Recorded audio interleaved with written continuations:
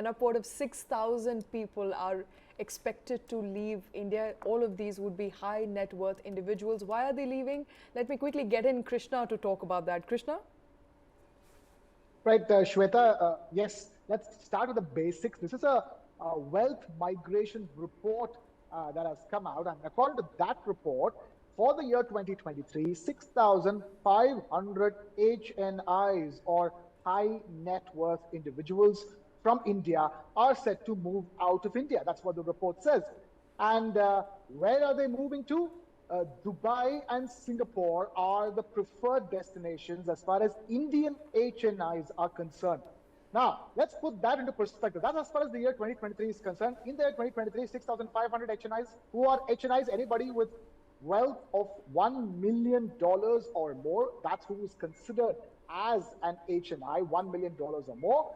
And for the year 2023, 6,500. Now picture this, in the year 2022, that number was 7,500. 7,500 Indian HNIs moved out of India in the year 2022. So technically, that 6,500 number is a reduction as compared to last year. And for the year 2023, in nearby China, more than 13,000 Chinese HNIs are set to migrate out of China.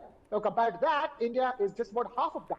And of course, in terms of overall millionaires per se, the comparison is very obvious. India has about 3.5 lakh millionaires, whereas China has more than 8 lakh millionaires, nearly 8 lakh millionaires. So that's as far as the HNI count in India is concerned. Why are these HNIs, first of all, even moving out? Mainly because, too much of, the complex tax regime, and the most importantly, outbound remittances. The complex rules for outbound remittances is a major factor that's playing in the minds of Indian HNIs. But again, let's put all this into perspective. Yes, India is losing thousands of millionaires on a yearly basis. In fact, you also had Mohandas Pai, TV Mohandas Pai, tweet about it, saying that this is extremely worrisome. And in fact, he's tagged the Prime Minister and the Prime Minister's office, saying that something should be done about it. And he's also gone on to speak about the complex tax regime, too much of taxing the rich, too much of restrictions on outbound remittances. All of these things are a factor, and the TP Mohandas Pai has also alluded to them. But the fact of the matter is that, Shweta, as far as India is concerned, the HNI count in India is set to go up by 80% in the next 7 years. By the year 2031, the number of millionaires of HNIs in India will be up by 80%. So fact of the matter is that India is making more millionaires or HNIs than the ones it is losing. Yes, of course, even losing one HNI is not a good sign. It should not good. All that wealth should be maintained within India. But the fact of the matter is that in the long run, the number of millionaires that India generates and keeps within its borders will be more than the ones who are moving out of its borders.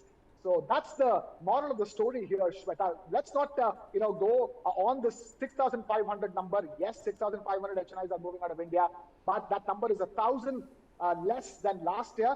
And also, you have to keep in mind, as these 6,500 are leaving, more and more millionaires will be created in India for the year 2023, Shweta.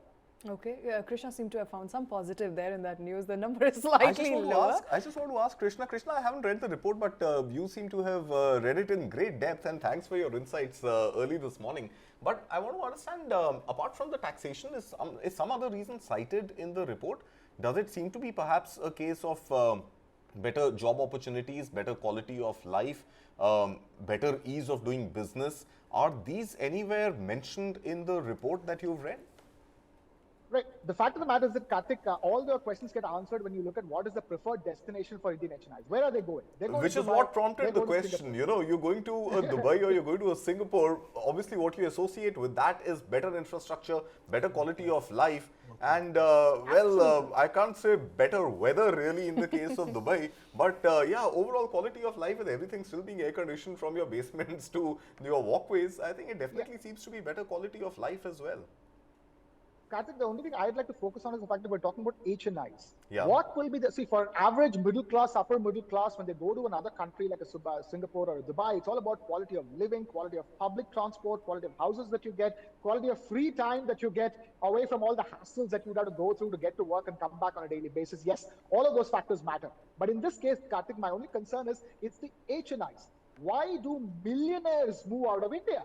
Because millionaires tend to cut across, cut through all the bullshit, all the problems that the average Indians go through. Why are HNIs, who have all the facilities, all the money to live a very comfortable life in India and get away from all the problems that affect the common people of India, why are they moving out?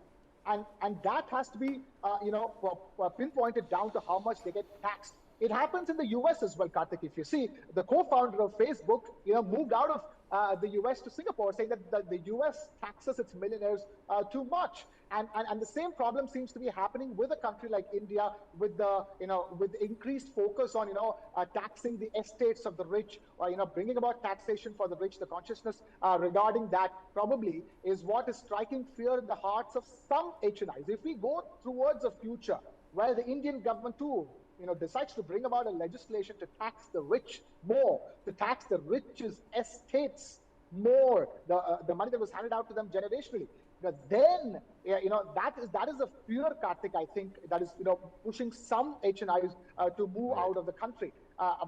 It is the taxation, and also, as I've been mentioning, the remittances, the money movement into India and outside of India, and the complex rules and processes surrounding it. I think these two are the factors that are playing in their minds. And of course, as far as Dubai is concerned, the business opportunities are great over there. And as you're rightly pointing out, Singapore too, these are global destinations for great business opportunities that provide themselves with. And also, as far as ease of doing business is concerned, these countries have been providing ease of doing business to expatriates for a very, very long time, and have been doing it well as well. So it's a very well-oiled system that a lot of Indians are looking to take advantage of.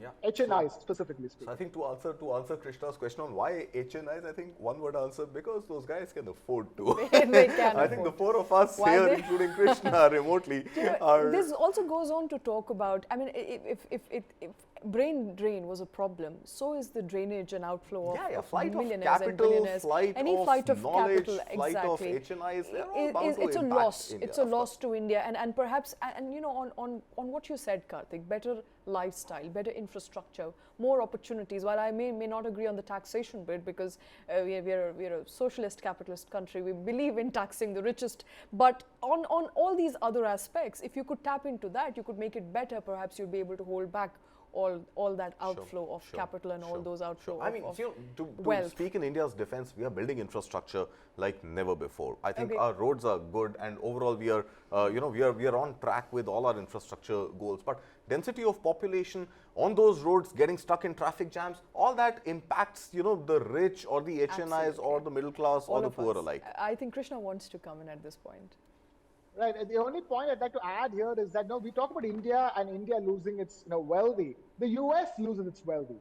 Dubai and Singapore become extremely attractive not just to Indians, but to billionaires and HNIs across the world. That's the fact of the matter. And also, the most preferred destination, Karthik and Shweta, according to that report, for people to move into a country is Australia.